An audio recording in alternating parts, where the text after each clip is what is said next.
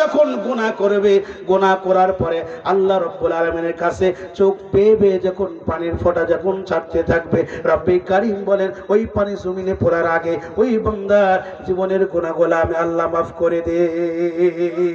ভাইরা আমার, বন্ধুরা আমার, কিতাবের মধ্যে আছে আল্লাহর নবী সাল্লাল্লাহু আলাইহি সাল্লাম বলেন কেমন আমার আল্লাহ পাক ভালোবাসেন, একটু খেয়াল করেন। আল্লাহর নবী বলেন একটা মানুষ অন্ধ লোক দেখতে পারে না, তার পরিবারের মানুষগুলা খাবার পানি গুলো একটা উটের পিঠে তুলে দিয়ে, ওই অন্ধ লোককে উটের পিঠের উপরে তুলে দিয়ে যখন ছেড়ে দিয়েছে, উটটা যখন লোকটাকে নিয়ে রওনা দিয়েছেন, হঠাৎ করে একটা বনভূমির মধ্যে চলে গেছে, যার আশপাশে কোনো বাড়ি নাই, ঘর নাই, এমন একটা পর্যায়ে চলে গেছেন।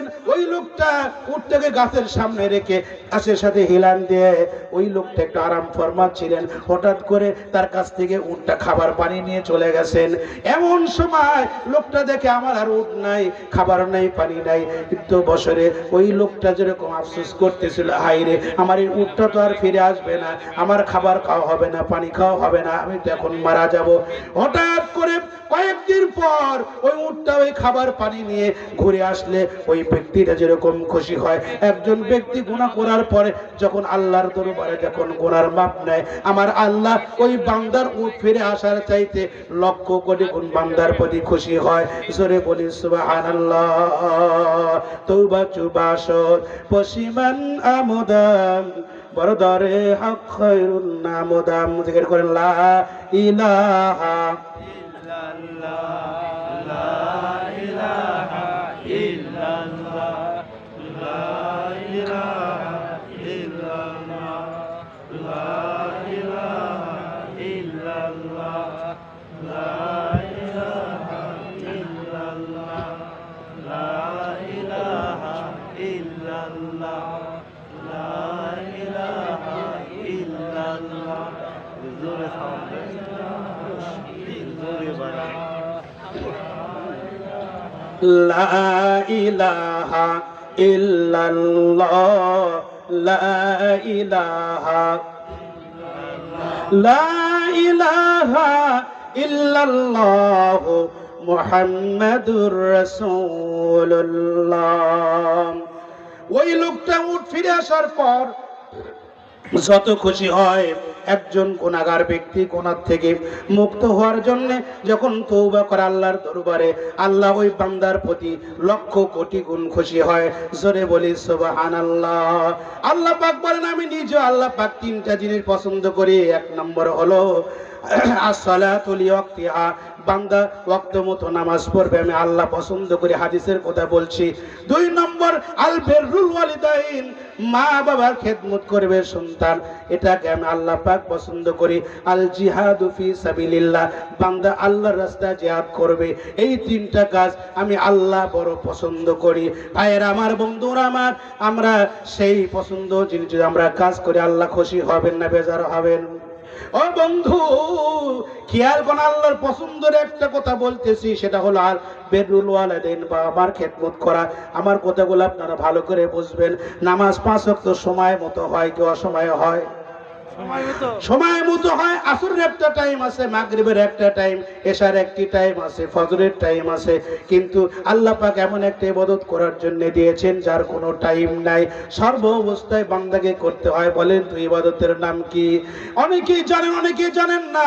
সে ইবাদতের নাম হলো আব্বা আম্মার খেদমত করা। কি বলেন? হুজুর মাথা আপনার ধরে গেছে, কি করছেন কি আপনি? সব সময় টাইম আছে কিরকম দেখেন। আল্লাহর নবী মুহাম্মদুর রাসূলুল্লাহ সাল্লাল্লাহু আলাইহি ওয়াসাল্লাম একদিন মনের মধ্যে ইচ্ছা নিয়েছেন, আজকে আমি জান্নাতুল বাকিতে যাই একটু জিয়ারত করব। হাজি সাহেব বুঝতে পারবে, জান্নাতুল বাকিতে যাই আমি একটু জিয়ারত করব। আল্লাহর নবী মনের মধ্যে আশা নিয়ে জান্নাতুল বাকির ভিতরে চলে গেছেন। আল্লাহর নবীজি জিয়ারত করতেছিলেন, দোয়া করতে করতে একটু বছরে দেখেন আল্লাহর নবীর কর্ণকুহারে একটা করুণ সুরের আওয়াজ ভেসে আসতেছে, ইয়া নবীজি আমি বড় কষ্টের মধ্যে আছি, আমি পড়ে গেলাম, আমি মরে গেলাম, আমি বড় কষ্টের মধ্যে আছি, নবীজি আমাকে একটু বাঁচান। আমার রহমতের নবী, দয়ার নবী খেয়াল করে দেখতেছেন কোন খবর থেকে আওয়াজগুলো আসতে আসতেছে। আল্লাহর নবীর সামনের কবর, তারপরে আরেকটা কবর, ওই কবর থেকে আওয়াজগুলো যখন আসতেছিল আল্লাহর নবী চোখ দিয়ে দরদর করে পানি বের করতেছিল। আল্লাহর নবী সাল্লাল্লাহু আলাইহি ওয়াসাল্লাম এবার সাহাবা কেরামকে ডাকতে বলেন, সাহাবা কেরাম, এই জান্নাতুল বাকিতে যতগুলো কবর আছে প্রত্যেকটা কবরের পাশে প্রত্যেকটা আত্মীয়কে হাজির হতে বলো। যার যা কবর জান্নাতুল বাকিতে আছে সমস্ত কবরওয়ালা আত্মীয় স্বজনকে হাজির হতে বলো। সাহাবা কেরাম যখন এলাম করে দিলেন, প্রত্যেকটা এলাকাবাসী এসে প্রত্যেকটা আত্মীয় স্বজনের কবরের পাশে দাঁড়ায় গেল। কারো বাবা মরেছে, সন্তান দাঁড়িয়ে গেছে, কারো মা মরে গেছে, সন্তান দাঁড়িয়ে গেছে, দাদির কবর এরকম কবর পাশে প্রত্যেকে দাঁড়িয়ে গেছে। কিন্তু আল্লাহর নবী খেয়াল করে দেখে যে কবর থেকে আওয়াজ আসতেছে, আমি মরে গেলাম, আমি পড়ে গেলাম, আমি বড় কষ্ট হচ্ছে, আমি বড় আযাবে আছি, এই কবরের পাশে কোনো লোক হাজির হলো না। আল্লাহর নবী অনেকক্ষণ অপেক্ষা করলেন। এত বছরে একটা বৃদ্ধ মহিলা লাঠির উপর ভর করে যখন ওই কবরের পাশে যা দাঁড়ায় গেল, আল্লাহর নবী সাল্লাল্লাহু আলাইহি ওয়াসাল্লাম ডাক দিয়ে বলতেছেন, মা গো মা, আপনি যে কবরের পাশে দাঁড়ায় গেছেন ওই কবরের মধ্যে কে আছে মা বলেন? ওই মহিলাটা ডাক দিয়ে বলছেন, নবীজি এই কবরের মধ্যে আমার একমাত্র পুত্র সন্তান কবরের মধ্যে আছে। আল্লাহর নবী ডাক দিয়ে বলেন, মা আপনার পুত্র সন্তান জাহান্নামের আগুনের মধ্যে জ্বলতেছে। মা খুশি হয়ে বলেন, নবীজি আমি বড় খুশি, আমি বড় খুশি। আল্লাহর নবী বলেন, মা আপনি কি কথা বুঝতে পারেন নাই? আপনার একমাত্র কলিজার টুকরা সন্তান বড় জাহান্নামের আগুনের মধ্যে আছে, আপনি কেন খুশি হলেন? মা চোখের পানি ছেড়ে দিয়ে বলেন, নবী গো, ওই সন্তান যখন আমার পেটের মধ্যে, ওই সন্তানের বয়স যখন 6 মাস, তখন আমার স্বামী দুনিয়ার থেকে বিদায় হয়ে গেল।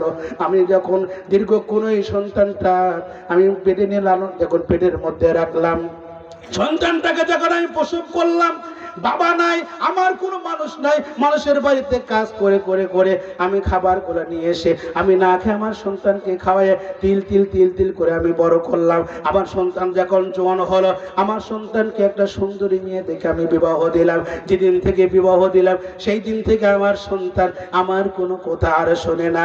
রাতের বেলা ওই বৌমা আমার সন্তানকে কে যেন বলে, ওই কথাগুলো শুনে আমার সন্তান আমার সাথে খারাপ ব্যবহার করে, তাও আমি কিচ্ছু বলি না, আমি মন খারাপ করি না, কারণ হলো আমার একমাত্র কলিজার টুকরা সন্তান।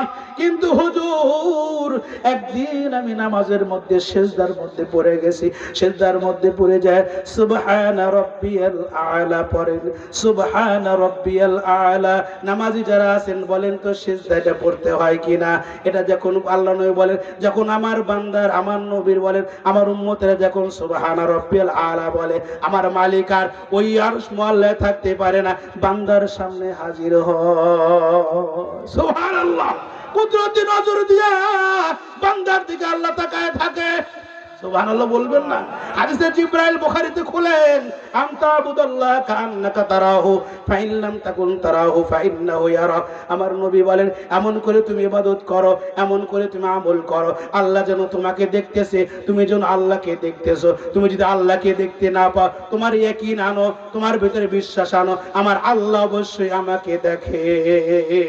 হুজুর সিজদার মধ্যে পড়ে যায়, আমি যখন সুবহান রাব্বিয়াল আ'লা বলতেছিলাম, আমার মনের মধ্যে শান্তিতে ভরে যাচ্ছিল। সুবহানাল্লাহ, কোথায় থেকে যেন আমার যুবক সন্তান এসে আমার পিঠের উপরে এমন জোরে লাথি মারলো, সঙ্গে সঙ্গে আমার এই ধ্যানটা ছুটে গেল, আমার মাথার মধ্যে চক্কর মারলো, আমার মাথাটা ঘুরে উঠলো, ঠাসকে যখন পড়ে গেলাম, দীর্ঘক্ষণ পর যখন আমার হুঁশ ফিরল, আমি বড় কষ্ট পেয়েছিলাম, আমার বড় লেগেছিল। আমি তখন আল্লাহর দরবারে হাত তুলে বলেছিলাম, আল্লাহ এই সন্তানটা যেদিন মারা যাবে, কবরে যেদিন তুমি রাখবা, সেই দিনের কবরটা আগুনে পরিণত করো। আল্লাহর কি কারিশমা, আমার অনেক আগেই আমার সন্তানটা মারা গেছে, আপনি বলছেন ওই সন্তানের কবরে আগুন। এই জন্য আমি খুশি হয়েছি যে আমার মতো নগণ্য একটা বান্দির কথা আল্লাহ শুনেছে। আল্লাহর নবী বলেন, মা আপনি কি মাফ করে দিবেন না? মা চোখ থেকে পানি বের করার কান্দে বলে, নবীজি আমি বড় কষ্ট পেয়েছি, আমার বড় লেগেছিল, আমি বড় আঘাত পেয়েছি। হুজুর আপনি এত করে যখন বলতেছেন, যান যান যান, আজ থেকে আমার সন্তানের বেদনা দুঃখ কষ্ট সব আমি মাফ করে দিলাম। ভাইরা আমার, বন্ধুরা আমার, মা বাবাকে খেদমত করে ওলি হয়েছে। মা বাপের যারা খেদমত করতে পারে নাই, বেয়াদবি করেছে, এই ব্যক্তির দুনিয়াতে আযাব হয়েছে। কোথায় কথা মনে আসলো, একটু দিলের কান দিয়ে শুনুন। একজন ব্যক্তি, ভালো মাপের একজন ব্যক্তি হজ করতে যাওয়ার জন্য মাকে ডাকতে বলল, মা আমি একটু হজ করতে যাইতে চাই। মা বলে, বাবা আমার শরীরটা বড় খারাপ, এবছর তুমি হজ করতে যাও না। সন্তান গেল না। পরবর্তী বছরে বলে, মা আজকে হজ করতে যাব। মা বলে, বাবা এবছর আমার শরীর খুব খারাপ, যেও না। পরবর্তী বছরে তুমি যাও। তার পরবর্তী বছর আবার সন্তান বলে, মা আমি হজ করতে যাব। মা বলে, বাবা এবার আমার শরীর আর চলছে না, মনে হয় আমি বেশি দিন বাঁচবো না, তুমি এবছর আর যাও না। সন্তান বলে, মা আমি তোমার কোনো কথা শুনবো না। আমি হজের দিকে বের হলাম। আল্লাহর নবী বলেন, রাজিয়াল ওয়ালিদাই রাজিয়াল্লাহ, সাখাতাল ওয়ালিদাই সাখাতাল্লাহ। আল্লাহর নবী বলেন, বাবা মা যার প্রতি খুশি স্বয়ং আল্লাহ তার প্রতি খুশি, বাবা মা যার প্রতি বেজার স্বয়ং আল্লাহ তার প্রতি বেজার। কেমনি বেজার হয় দেখো, সন্তান যখন বের হয়ে চলে যাচ্ছে, মা আকাশের দিকে তাকায় বলে, মালিক আমি অসহায় একটা, আমি মা আমার সন্তান আমাকে ছেড়ে চলে গেল, ও মালিক তোমার যেটা ভালো লাগে সেটা তুমি করো।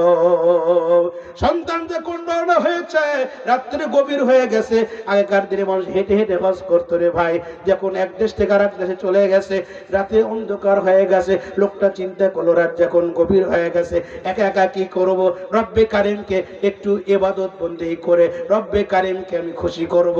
সুবহানাল্লাহ। তাকবীরে তাহরিমা বেঁধে মসজিদের মধ্যে নামাজ শুরু করে গেছে। আল্লাহর কারিশমা একটু বোঝাইতে চাই, কিরকম কারিশমা একটু খেয়াল করে। নামাজের মধ্যে সিজদায় যাবে, এত বছরে ওই গ্রামে চোর উঠেছে, এক বাড়ি থেকে চুরি করে, চুরির মাল নিয়ে দৌড়দৌড়ি করে যখন যাচ্ছিল, হঠাৎ করে পিছন থেকে লোকগুলো ধাওয়া করছিল। চোর যখন দিশা পেল না, তখন মসজিদ আগেকার মতো এত উন্নত ছিল না, এত আটপাট ছিল না, এত বেড়া ছিল না, এত রকমের উন্নত ছিল না, মাটির বেড়ার ছিল। ওই বেড়ার টপকিয়ে যায়, ওই যে নামাজ পড়তেছে হজ করার জন্য সন্তান, ওর পাশে সমস্ত ওই চুরির মালগুলা রাইকে চোর জীবন বাঁচায় যখন পালায় গেছে, গ্রামবাসীর একজন লক্ষ্য করে দেখলো মসজিদের মধ্যে চোর ঢুকিছে। আসলে ঢোকা সত্যি, কিন্তু চুরির মাল লেগে গেছে, চোর আর না। কি বলে, যা দেখে নামাজ পড়তেছে, ধরে ফেলা দিয়েছে, দিয়ে বলতেছে, তোমার মতো চোর জীবনে দেখিনি, চুরিও করছে, আবার চুরির মাল তুমি সামনে নিয়ে আসো। আশ্চর্য, আমি চোর কি? আশ্চর্য হয়ে গেছে। বিচার হয়ে গেল সকালে। বিচার কি? আল্লাহ কোনে বলেন, সারিকু ওয়াস সারিকাতু ফাকতাউ আইদিয়াহুমা। আল্লাহর নবী বলেন, আল্লাহ পাক আমার উপর ওহী নাজিল করে বলেন, নবী গো, চোর এবং চুন্নি যদি ধরা পড়ে যায়, আইনে সাক্ষ্যে যদি ধরা পড়ে যায়, তাহলে ডান হাতের কবজি গোলা কাটো। কি করো? ওই হজ করতে গেছে, ওক বানাচ্ছে চোর, বানা ধরে সকালবেলা হাত কাটিছে আগে। 2 নম্বর, চোরের মাল মসজিদের মধ্যে রাখছে, কি করো? চোখ একটু উপরে দাও। 3 নম্বর, তার যে পাও দিয়ে দাঁড়ায় মসজিদে রয়ে গেছে, তার পাও একটা কাটো। কয়টা ক্ষতি বলেন? 1 নম্বর হাত কাটা, 2 নম্বর চোখ উপড়ানো, 3 নম্বর হলো পাও কাটা। এই 3টা অঙ্গ হানি হয়ে গেল। এবার জুতার মালা গলার মধ্যে দিয়ে গ্রামবাসী বলছে, মাইকিং করার বলো, যে ব্যক্তি চুরির মাল নিয়ে মসজিদে নামাজ পড়বি, তার হাত কাটা যাবে, তার চোখ উপড়ানো হবে, তার পা কাটা যাবে। লোকটা মসজিদের মাইক ধরে বলতেছে, রে মার কথা অমান্য করে যে ব্যক্তি হজের দিকে রওনা হয়, ওই ব্যক্তির চোখ উপড়ানো হবে, হাত কাটা হবে, পা কাটা হবে। গ্রামবাসী অবাক হয়ে গেল, আশ্চর্য হয়ে গেল, কি রে ব্যাপার কি? লোকটাকে জিজ্ঞাসা করলো, কি ব্যাপার? আমরা তো কিছু বুঝতে পারলাম না। লোকটা ডাক দিয়ে বলে, ভাইজান আমার মাকে অমান্য করে হজের দিকে রওনা হয়েছি। আমি হজের বিরোধিতা করছি না, হজ জীবনে একবার করা ফরজ, কিন্তু আল্লাহর বিধান হলো মা বাবার ইবাদত করা সব সময় ফরজ। কথা বুঝেছেন? বোঝা গেল? জীবনে একটা উন্নত মানের ধনীর একবার হজ করা ফরজ, আর মা বাবার খেদমত করা সবসময় কি? কথা বুঝে, আমার কথা বুঝতে, আমার এই নিয়ে কি হুজুর কয়া গেছে, কিন্তু হজ করতে যাওয়ার এই পা কাটা গেছে, চোখ উঠে গেছে, হাত কাটা গেছে, কিনে দিলে হজ করা দিলে ভালো নয়। এ ভাই ওয়াজ বুঝে না, বেকা করে নিয়ে যায় ভাই, গন্ডগোল পাইতে যায়। কি কর, আমি বোঝাতে চাচ্ছি ওয়াজ ফরজ, কিন্তু জীবনে একবার। কিন্তু আব্বা আমার খেদমত করে কি সবসময় ফরজ, সবসময় ফরজ। গ্রামবাসী বলতেছেন ভাই যান, আচ্ছা ভাই, আল্লাহ পাক আমাদের সবাইকে কোরআন সুন্নাহ ভিত্তিক যতটুকু বললাম, সাহাবীদের দলমত এবং নবীর মত এক জায়গায় যাদের হবে, মা আনা আলাইহি ওয়া আসহাবি, বুখারীর হাদিস রে ভাই, আমি এবং আমার সাহাবীদের দল মত পথের সাথে যাদের দল মত পথের মিল হবে, এরাই হবে এক কাতার হয়ে জান্নাতি। যে কথাগুলো আমি একটু বোঝানোর চেষ্টা করলাম, আল্লাহ পাক আমাকে এবং আপনাদের সবাইকে এই কথাগুলোর উপরে আমল করার তৌফিক দান করুক। সকলে বলে আমিন। আসসালামু আলাইকুম ওয়া রাহমাতুল্লাহ।